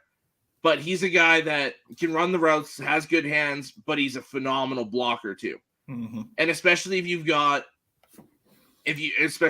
like a Paris Johnson Jr., Peter Skronsky, Darnell Wright, someone like that, where it's a young tackle on the outside, having a blocking tight end does immense help for them. So I love the idea of getting a tight end late, but I wouldn't spend a high pick. Right. I wouldn't. And if you're getting a tight end, it's gotta be day 3. So you're saying don't trade. You're saying don't take Michael Mayer at 16. Don't take Michael Mayer. Yeah. Don't take Darnell Washington. Don't take Dalton Kincaid. Luke Musgrave. You're killing him. You're talking about getting rid of Charles Leno and not drafting a tight end. Come on, Alex. What's going on, man? Hey, you said you wanted the outside perspective. Yeah. I think you're totally right, because one of the biggest complaints they had about Logan Thomas last year in his recovery from knee surgery was his blocking fell off a cliff. And there were moments when the plays were designed for him to make the block to go around, and he didn't. And he didn't have the strength in the leg that he once did. And so that's kind of where a lot of the talk is. Well, they may be looking to get another tight end, but to Ab's point, we also do have a lot. We've got Cole Turner, who was the hype of training camp and had 2 catches all season. And everyone was so thrilled about what these 2 tight end sets we were going to have. And Carson Wentz has his Zach Ertz and Dallas Goedert. And that was a huge stinker, So it's like we do have some guys in there, but there just all seems to be this assumption that because we have Eric Bienemy, we got to go get a tight end, we got to go shore up that. It's like I don't know. I'm being contrarian, just kind of saying like I don't know if we need to. Yeah, I don't think you guys necessarily need to. My thing is if you're just going best player available, mid to late day 3. Yeah, and the tight end's up there. A little competition never hurt nobody, right? No, absolutely not. But tight end doesn't need to be up at the top of the needs. Well, the other thing to think about it can be when we talked with Ab, he mentioned the people who are coming up the following year for free agency. And if you were to draft a tight end, say 3rd round, 4th round, someone that can compete with them, you have the ability to cut Logan Thomas then and put that towards extending Cam Curl in the offseason. Yep. You have the ability to draft a center, get Joe Tippmann from Wisconsin. We got to get us to someone from Wisconsin, for God's sakes. I say it every single year.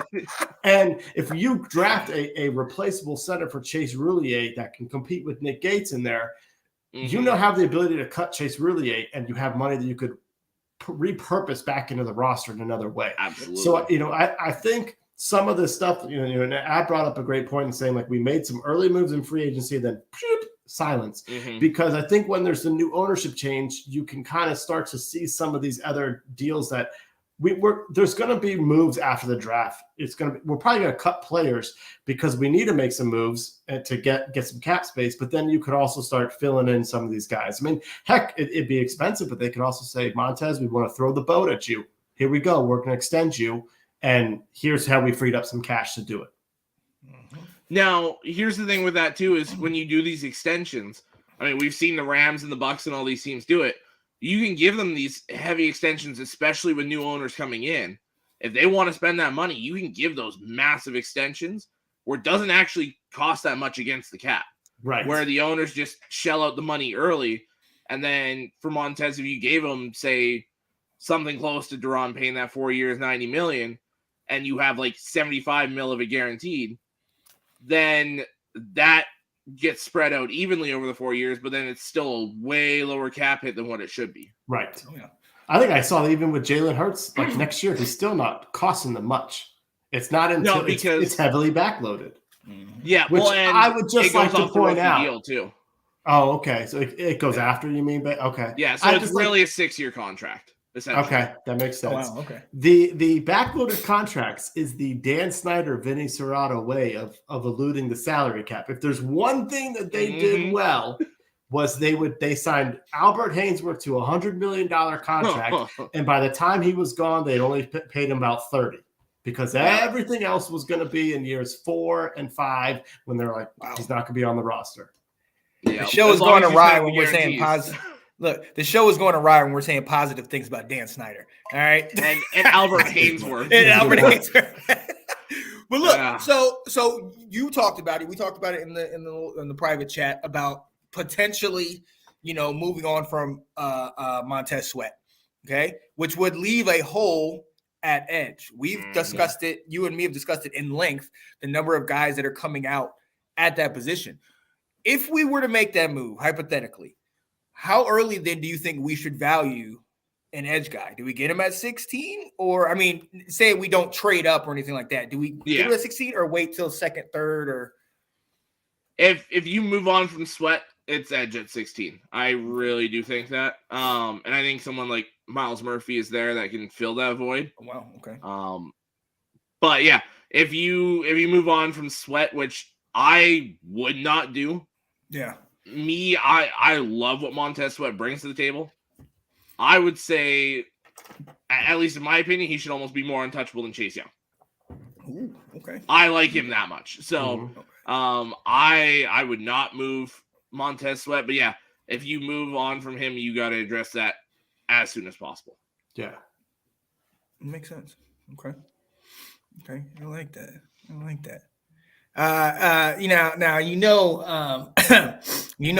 have a love for a certain team. Now, obviously, my guy Bienemy, he's on that super hot seat, so we don't know if that's going to work. But there's another guy that might, drop to second. Maybe, I don't know. I don't think he'll drop down to third as one of the best slot guys. No, he's not. Out of North Carolina. You know who I'm talking about. Yep. Josh Downs. Obviously, Bienemy, things haven't worked out yet for him. I'm still being optimistic. But you have Sam here who has worked with these guys. Do you potentially get him maybe in the second round if he's there, or trade back and if we trade back into the first, get him in the first? I see Will shaking his head. Golly. So, where does he fit? That's my only question. He's not taking one of the top 3 guys off the field. He's not. So Sean's trying to use a first round pick on a number 4 wide receiver. No, that ain't happening. Move up to 3. Unless in that trade to move up, first of all, you wouldn't move up for him. Sorry, he'll be there in the 20s. But I mean, if you wanted to take him, you could trade second round pick and one of those like Curtis Samuel. But again, I think you're going against what you need to do. Yeah, right. You're replacing something you already had. You should fill the holes that are currently there. The most fun training camp story, Sean, is if for wide receiver number 4, it's De'Ami Brown battling Raheem Jarrett. That would be the most fun that would be. Why? Good gracious. Yeah. Speaking of that, we talked about corners. Your guy Will is rising up the list. Who? Deontay Banks. Yeah, Deontay Banks. What do you think? I mean, corners, we've looked at that as potentially first or second round. Yeah. Do we make that move there? Would that be a solid pickup that early? I mean, I know he's been rising up in the list, but is he one of the top 4 or 5 guys? He's a guy I'd absolutely consider at 16. So if those offensive linemen are gone, I think you look at Devon Witherspoon is obviously in play. I hope he's not there by the time you guys pick. I'd love for us to take him. I think Christian Gonzalez, Joey Porter Jr., Cam Smith, Keely Ringo, and Deontay Banks should all be in play. I think all those guys. I think there's 6 first-round corners, and then I think you've got like Brian Branch and Antonio Johnson, those guys that are safety / corner. Mm-hmm. I think Branch is a bona fide first rounder. Johnson can slide his way in, but to me, and I don't think Brian Branch would be bad for you guys either because he gives you that versatility. Yeah, especially Will, you were talking about extending Cam Curl. If you guys can't do that, then at least you'd have Branch kind of fill in, and if you do sign him, then Branch can go right into that slot corner and kind of lock that down. Yeah, yeah. I like that. Okay. Who would you say is your biggest like sleeper, not just for Washington, just in general, day 3, that you're expecting that like if someone go gets him, you're going to be like, that is a great pick? For me, it's a guy I already mentioned. It's Jake Haener. This is a guy that I love what he did at Fresno State. He killed it at the Senior Bowl. All the talk during the practices was, oh my God, dug in this, dug in that, dug in this. And then it came to the game, and Jake Haener just popped off. He's killed it all offseason. Yeah. To me, realistically, I would have thought he'd work his way into a day 2 pick, but it still seems like he's kind of sitting there late day 3. So I think he's an absolute steal. Okay. I like that. Yeah. I like that. Let me ask you this. And this is a little bit of a curveball. One of the positions that we've been lacking as of late has been a return man. 2 years ago, we had DeAndre Carter, and he was able to get returned, and he worked that into getting himself a deal with the Chargers. And he's a free agent, I believe. I don't know if he's been signed by the Chargers right now, but we definitely need that. But you're not going to find very many guys that are just return guys. So when do we go get that, and who would be somebody? Do we get it as a running back turn like that can help it return, or do we get it as one of these smaller slot guys that maybe had some return in them? To me personally, like if you're going a guy strictly for kick returner, it's day 3. To me, special teams guy, if you're strictly special teams, you're day 3. Yeah. I've always preferred a running back for a kick returner, just because, I mean, you played running back. Running backs have a better ability to see the gap where it's going to open up, even if it's not already open. So me personally, especially with a kick return, you're running before you even know what's opening. So I've always loved the idea of a running back there. As for if he slipped to day 3 to get like a Devon A-Chain from Texas A&M, that guy can fly. Yeah, he's got speed on for days. Keaton Mitchell's another one. I just saw it in the private chat. Out of East Carolina. He would be awesome to get too. Yeah.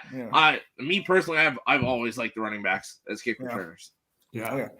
What about Deuce? Deuce Vaughn out of I know he's tiny, but that almost works better because especially if you got guys blocking in front of him, it's hard to see.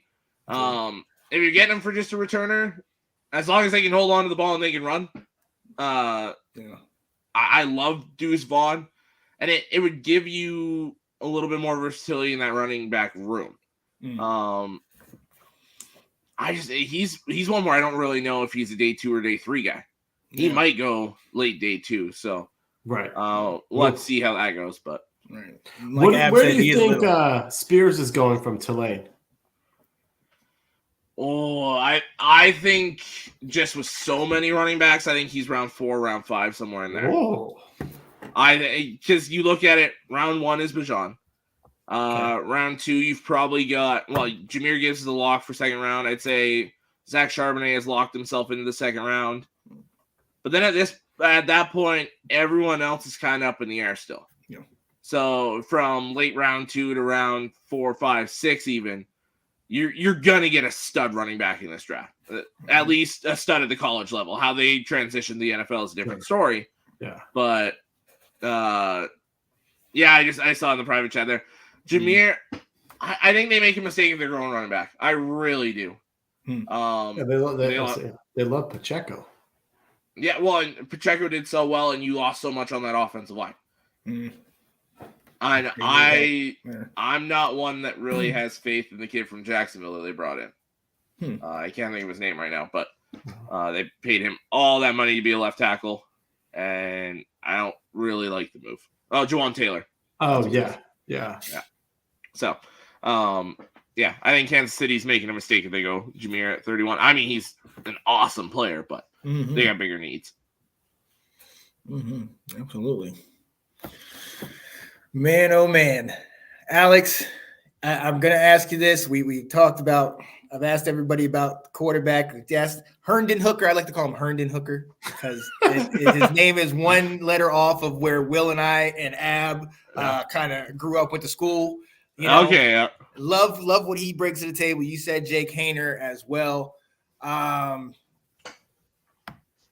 Is that even a thought? Like, do we wait till next year? Like, I love your idea. So I don't know if this is even a question, because I love your idea of let's build up the line, build up the pieces around, see what you got and the quarterbacks you have. And then if it doesn't work out and you're at that same position or higher next year, we've got Hartman, we've got Caleb Will, we got a couple of these guys that it would be worth it. You didn't even mention your guy there, Drake May. I'm Spencer Rattler. We gotta come on now. So he's a guy. If he has a really good year, he could jump back up to the first round. He does. We already know he's going to lose game one. He's going to get stomped, and then he's probably going to get benched. So yeah, wow, yeah, yeah. It's not going to be a QB duel. When it comes to this quarterback conversation with Washington, I'm going to stir the pot a little. What if the new owner comes in and they've got their eyes on a certain Lamar Jackson? We know that you guys were out on it before, but what if this owner comes in and says, I want this guy? You guys are in a position where if you went all in for Lamar Jackson, you guys are going to be just fine. Like, you guys will be, absolutely. You guys are a team that's relatively a quarterback away, in my opinion. It's one of the few teams where if you get a solid quarterback, it pushes you into legitimate contenders like that. So that's something I would keep an eye on personally. With what cap money, though? Like I said, with the Sweat extension thing, the owner pays a bunch of it out of pocket. Yeah. And you get those new owners coming in. Yeah, because he's still, though, but even with that type of deal, he's going to have a pretty expensive salary cap. I see what you're like. It's not going to be 50, 60 million a year, but it's like, I mean, they're already 2 million over right now. So like they have to cut some people to sign the rookies. So that's where it's you're not wrong with like, how do you make a big splash? But it's also just like, how logistically can they get to where they would need to be? Ab just said it. You trade someone like a Chase Young or somebody that's going to have a high cap hit with the draft picks. Therefore, you have less money that you have to save towards the draft picks. And that, like, you'd probably trade at least first and second this year and probably next year. Very similar to, like, the Russell Wilson trade, the Deshaun Watson trade, somewhere in there. Right. So you're giving up a bunch of picks, and then you give up a player or two to make the money work. Yeah, that makes sense. I like that. We shall see. I'm interested to see. That would be extremely exciting come week one. My gosh. Obviously. Well, especially if the original group that was said to have bought them gets it. You've got the guy that's running the Sixers. You've got Magic Johnson. You've got a lot of guys that I'm sure would be willing to throw money at a quarterback. Yeah, star power for sure. And it's not that far. It's right down 95. Yeah. So we shall see. Will, you got any more questions for our guy? I'm good. This was a blast. Yes. Oh, it's so much fun. Absolutely. Alex, again, we appreciate you sticking on here in the back for a while. And I was messaging you saying, I'm sorry, but we're going to push it back. And you were just like, hey, we're good. We're good. All right. I appreciate you, man. I appreciate you guys having me on. This was a lot of fun. Love having the discussion and seeing what everyone else had to say too. I absolutely love this. Yeah, absolutely. It's so close. It's so close. Right around the corner. And it's we're saying that, but it's gonna feel like we wake up tomorrow and it's draft day. Like, it's gonna come so quick, even though it's came this quick. Like, right. And I can't wait. And then we could folks start looking towards the off season and then training camp, OTAs, and all that, but also spring games. Yes, some of us looked pretty good. some of us look pretty good. That's all I'm going to say. Alex, we appreciate you coming on here. Yo, Alex, tell the people, where can we find you, man? I know you got shows the next 3 days, if I'm not mistaken. Yeah, right. Yeah, next 3 days, and then every day but Monday next week. So, yeah, you can catch me typically Thursday nights on the NFL edition with Johnny Ben. Sometimes Sean, sometimes Nick, sometimes Anthony, just whoever wants to come on. It's kind of open platform. Talk a bunch of football, do some trivia, that kind of stuff. Friday nights with Andrew and Sid and Chris and Kyle for North Sports Dynasty. This week we are doing our mock drafts and Jeopardy. Since I think we're supposed to have everyone, we're going to do round 2 of Jeopardy. Nice. Saturday is me and Mr. Sean Spencer for Let's Talk College Football. Mm-hmm. And Tuesdays, when I got enough to talk about, I do Restoring the Roar on North Sports Dynasty. Yes. Nice. Love it. Absolutely love it. Yo, and actually, I will finally get a chance to get out. I will be traveling. I will be at your head. I'll be in your neck of the woods in Michigan this weekend. Going to visit some of Kat's friends and the family of, people that had passed on, but we're going to go celebrate and be over there with her. So Saturday morning, so you driving? I'll be, oh yeah, I'm driving. She's like, oh, I can sleep in the car. I was like, what? No, how are you going to keep me awake? Hold on. Yeah. You can leave at 2 a.m. No, I'm not. No, I want to sleep too. Come on now. Yes, we will be driving. Yes. So I will try to go out and see if I can walk around and go live from the big house. Don't know if I'll be able to do that, but Katie will be there. Who knows? She's got the inside scoop going on the big house. So we shall see. Alex, like I said before, we appreciate you coming on here, speaking with us. Don't appreciate that butt whooping you gave us last year, but we see you in the playoffs. I wasn't even going to bring that up. I was leaving that alone. I hope we see you guys in the playoffs this year. I really do. Yeah, me too. Both of us. I think that would be great. I think that would be absolutely great. So, hey, Alex, until next time, definitely see you again, my friend. Thanks you, buddy. Yes, sir. Woo! That was good. Yeah, that was fun. Enjoyed that. Yeah, I absolutely enjoyed that. So, look, ladies and gentlemen, we hope you appreciated and enjoyed the show that we had. Shout out to Ablo, Nathan Snell, Nicholas Rosario Jr., and Alex Loosemore for joining us today, talking a little Washington, talking the draft, talking ownership, and just going ahead and taking shots at me. That's whatever. So everybody was consistent with. So, I'm excited. Like you said, the draft is right around the corner, and potentially the ownership. Mm-hmm. We can potentially get that put in stone. There's it's a lot of optimism right now. Yes, a lot of optimism right now, and I'm very excited about Absolutely. That. So look, for my guy, I gotta keep figuring out. Yeah, for my guy Will Kramer out of South Carolina, it's your boy Sean Spencer. You have been watching Washington Football Weekly, and we're gonna go ahead and let you go, and we're gonna send you on the right way. Appreciate you guys. See you soon. Stand up, left hand.